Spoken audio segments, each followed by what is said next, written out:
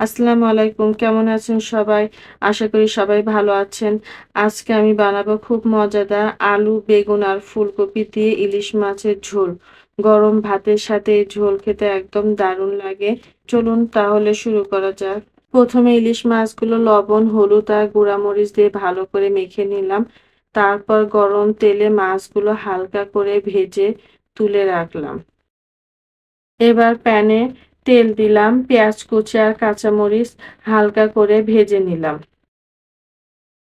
তারপর হলুদ, লবণ, মরিচের গুঁড়া, আদা রসুন বাটা দিয়ে ভালো করে নাড়াচাড়া করলাম। সামান্য পানি দিয়ে মসলাগুলো ধীরে ধীরে কষিয়ে নিলাম যতক্ষণ না সুন্দর ঘ্রাণ বের হয়। মসলাটা ভালো করে কষানো হয়ে গেছে। এখন আমি আলু, ফুলকপি, বেগুন দিয়ে দিলাম। তারপর মসলার সাথে সবজিগুলো ভালোভাবে মিশিয়ে আবারও কিছুক্ষণ কষিয়ে নিলাম যাতে মসলার স্বাদ সুন্দর করে ভেতরে ঢুকে যায়। সবজিগুলো মসলার সাথে ভালো করে কষানো হয়ে গেলে পরিমাণ মতো পানি দিলাম। তারপর ঢাকনা দিয়ে ঢেকে মাঝারি আঁচে রান্না হতে দিলাম যতক্ষণ না সবজিগুলো নরম আর সুন্দরভাবে সিদ্ধ হয়ে যায়। সবজিগুলো নরম হয়ে সিদ্ধ হয়ে গেলে আমি পরিমাণ মতো ঝোলের পানি দিয়ে দিলাম।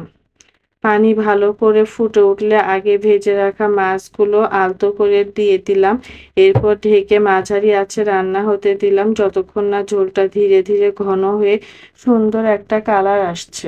ঝোলের তরকারিটা একদম রেডি হয়ে গেছে। শেষ মুহূর্তে উপর থেকে একটু ভাজা জিরার গুঁড়া ছিটিয়ে দিলাম। ব্যাস, নামিয়ে নিলাম। ঘ্রাণটা বলেই দিচ্ছে কতটা মজার হয়েছে। আশা করি রেসিপিটি আপনাদের ভালো লেগেছে। এরকম রেসিপি ভিডিও পেতে আমার চ্যানেলটি সাবস্ক্রাইব করুন এবং আমার পেজটি ফলো করুন। আল্লাহ হাফেজ।